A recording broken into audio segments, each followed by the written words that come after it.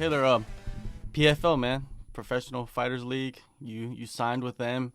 Why did you decide to join the organization? I just after seeing what some of the guys have been able to achieve, some of the fighters I've watched, obviously their careers, and getting a chance at that $1 million is obviously awesome. But I just really like the frequency, the amount of times you'll fight in a short amount of time. Like 6 months, they're saying potentially 4 fights, which a lot of the time in my career, especially at the beginning of my career, I couldn't get fights. Like I would be fighting every 9 months just because I don't know, it's probably scary for the lower divisions I was fighting in, but I just would like to get as many fights as I can in while I'm still young and have a little bit of my youth. Do you feel like it's better to fight like 4 times in a 6 month span rather than 4 times in a year? I guess it probably depends on the person, but for me, yeah, it kind of puts it in a season, which I was used to with wrestling, where you can kind of crank everything out and then spend the rest of the year potentially putting on weight, lifting, feeling good, and then maybe enjoying your life a little bit, not having to. I know at 85, I was having to cut a lot, so I was constantly worried about my weight. But now, 10 pounds isn't anything compared to 25, 30. Yeah, it's a different perspective as an athlete that, you're used to just taking fights whenever you could get a fight to where it's like, okay, this is a 6 month span where you're going to fight this many times. If you make it to the top, you get this amount of money. And then the rest of the year, you get to chill and do and Yeah, have an actual off season, right? Like a real off for season. for sure. And I haven't really had that in my career. There was a long time where I was just training my ass off, just hoping I could get an opportunity.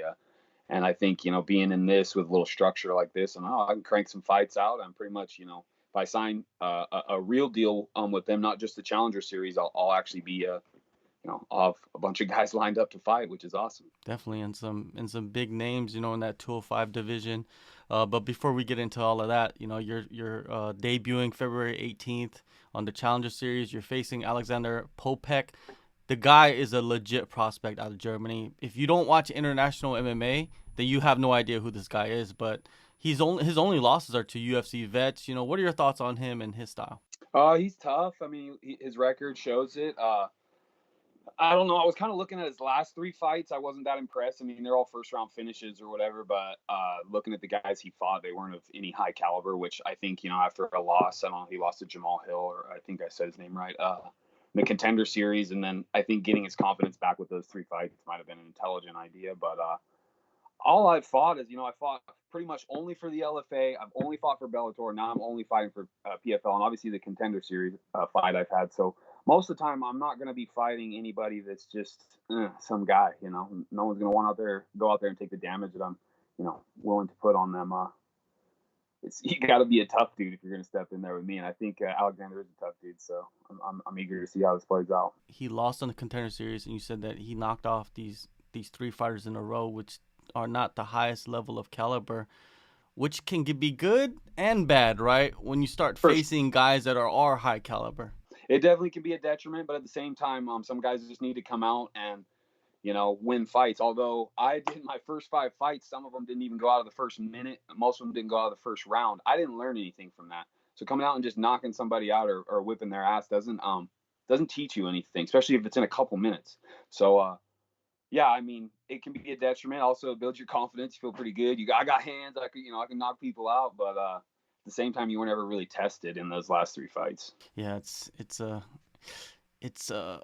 thin, blurry line with that, right? With Yeah, fighters, like sometimes you just need that confidence, and then absolutely. sometimes it's a false sense of confidence when you face a killer in your next Yeah, fight, right? So absolutely. Yeah. it's hard, man. It's hard. Like as a fan, most fans don't realize that. They just see like, oh, his last 3 fights were knockouts. Maybe he's gonna get in there, and, get another knockout or whatever. So it is what it is. With the Bellator run, right? You went 2-2. You said it. You faced high caliber in there, man. There's Johnny Eblin is probably on the door to getting a title shot. What is your assessment to what you accomplished with that promotion?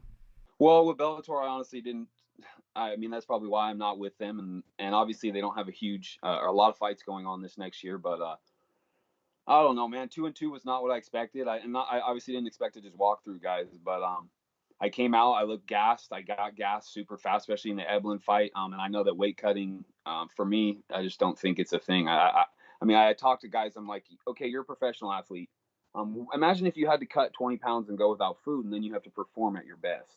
Um, Now, rehydrating and doing everything right sometimes can lead to a great performance. But for me, I haven't really mastered all that, and I'm just getting to the point where I'm just overcutting, man. Well, this time you don't have to really cut much, right? You have Yeah. a 20-pound difference. You know, you're at 205. How does that change your training camp and your preparations, not having to worry about that extra weight? I'm able to get back to lifting a little bit. I used to lift quite a bit, obviously through college. Wrestling, you just lift all the time and trying to be a powerhouse. So being able to put a little more size back on, fill out those spots that I need. I know that coming into MMA, you start doing all this striking, you lean out, you lose some muscle. Well, I was a wrestler before that, and if I go to try and do the same things I was doing when I was wrestling, I don't have the strength there. So, um, weights, I'm able to hit the weights and just focus on training and being a beast, man. Not being like, oh shit, I can eat this much food today and I can do this. Like, nah, not even think about that. I'm just going in there to fight. And I just have this thing I'm trying to carry with me is like most true fighters, obviously there's weight classes for a reason, but like I want to be at the point at the end of my career where I can fight anybody and I could at least fight them. I may not be able to beat them, but I damn sure be able to fight anybody, any size. Worrying about the dieting throughout the camp, is that completely mentally draining more than anything? For sure, for sure. You've always got this little thing, you're constantly thinking about, and it's nonsense. I sometimes think we forget too when you do that. I mean, you go to some cultures, the first brain is in the gut, and then you put yourself through this traumatic weight cut. Maybe you don't eat the right foods exactly or rehydrate properly, and for me, it seems like it messes with my mind. I go out there and I'm not thinking, I'm just attacking. And, I'd like to be a more intelligent fighter. I'm trying to make a big change in my career and not just be that guy who comes out and just bang, bang, bang, bang, shoots it all up. I want to come out and strategically, with respect of my opponent, but try to beat them in an intelligent fashion. Definitely, definitely. And the last time we saw you compete was last summer. Was there a period of limbo for you where you weren't like really signed anywhere, or was PFL like in talks with you like during that time? There was a little window which it worked out kind of great. Had my son, my wife had my son about 4 months ago. So during all that, I was helping her with the pregnancy, and I've just been kind of a stay-at-home dad outside of training and what little work I can do. But it was a little bit weird. I'm like, well, I guess I'm not a fighter anymore. But it was a couple months ago. As soon as they started talking about the Challenger series, I had my manager Randall put in a word, and they were interested. So it wasn't too long that I sat there wondering. But blessings, blessings. Yeah, that it's crazy how things work out, man. Congrats on the newborn, and then you get a newborn, and then now you get this opportunity to win $1 million at the end of the year in the same time. It's like crazy, right? Like you don't For, really have that in MMA too much at for all sure. nowadays, right? What do you think about the competition? Now that these promotions are popping up and they're offering pretty good money. I mean, Bellator, at the higher level gives pretty decent money. PFL, we already know how much they're paying. What do you think about that competition and how it allows fighters to just kind of, in a way, pick and choose? Uh, there's solid competition. Obviously, in Bellator, there's I know a pile of badasses. PFL's the same. I'm kind of interested to see how PFL plays out though, because I know I looked at the 8 men that were in on my little bracket of the Challenger series or whatever, and there's only one other American. So I noticed that PFL is going to be tapping in. It seems like to a lot of foreign fighters wherever they are. Which is interesting to me. There's maybe some guys that are fighting in other countries that haven't got a big old spotlight in their face and had the opportunity to shine. So you might see some pretty tough dudes. And that's why I'm approaching this Poppeck. I mean, it doesn't look like he knows how to grapple, but as much. Like that's not what he's trying to do. But all these guys got skills. I think there might even be some guys in my bracket that might not really have much of an MMA career. They just want to get in here and maybe get a shot at making some money. Well, I think that's an advantage for you, someone that has been through the fire, right? That For sure. when you're facing somebody that hasn't been through the fire, it's pretty good, prospects for yourself. For, for sure. Now with the training camp, man, where have you been splitting your time? I've been American Top Team pretty much, since I signed with Bellator. I've been training there. I obviously live in Sisters, which is about 3 hours from here in Portland, and the drive's quite a bit, and it is annoying. I live this gypsy lifestyle, pulling my RV back and forth, living on the road. But American Top Team's home right now. I'm trying to. I got some great training partners. Obviously, looking to always bring more guys in. But yeah, ATT's the spot, man. The last time I spoke to you, I believe you were in San Diego, Yes, sir. Yes, sir. and Big 3M. yeah, so you've been at American Top Team for a while. Your home is Oregon, right?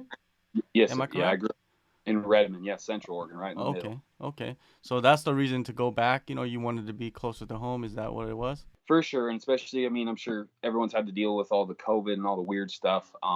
That all happened about the same time. So I get home, and then all this crazy stuff starts happening. I'm like, oh, it's like God maybe led me back to where I belong for now, you know. Uh, Although I like going and training at all these badass gyms all over the place, I have, family. My family's all here. I don't know. I just kind of got to find a place that I can establish them and not make my wife run all over the country, you know. Yeah, definitely, definitely. That's not, especially with the newborn, right? Especially with the newborn. Yeah, Yeah. for sure. Now, physically, when you're training, how do you feel with the extra weight on you and not worrying about, the weight cut coming up? I feel pretty good. I know that at the beginning of my career, I trained with a bunch of big ass 205ers. I got to train a lot with Phil Davis, which was awesome. Jordan Johnson, who's ex UFC PFL, he was one of my training partners for a couple years in San Diego, and I've trained with a bunch of 205ers. So really, all it is a bigger guy and a bigger man for me to grab a hold of, which I don't. I don't have a problem with that. Maybe after a while, if I come into a really tough wrestler where he can match my strength and potentially lay on top of me, it might suck, but hopefully I'll have enough time to prepare myself and kind of put a little more size back on. Because making 85 for a few years kind of shrunk me down a little bit, made me a little bit smaller, man. Well, you mentioned it. You got to get put on the weight. You got to get in the weight room again, get stronger, and we've seen a lot of examples of that, like guys that were shrinking down to 185, and they're fighting at the highest level, but once they went to 205, it just like kicked into another gear. Is that what you see for yourself, man? You feel that way, like this is your run? I hope so. I'm just gonna go out there and do the best I can.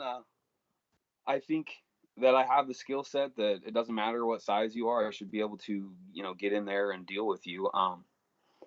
But I think I'm going to try to get back to my roots a little bit. And I was always feared as a wrestler at the start of my career, and I have kind of veered away from that. But I want to get back on track with that, man. Wrestling is the shit, as they would say. Yeah, it is. Did you ever feel in the past pressure to entertain rather than win the fight? Absolutely.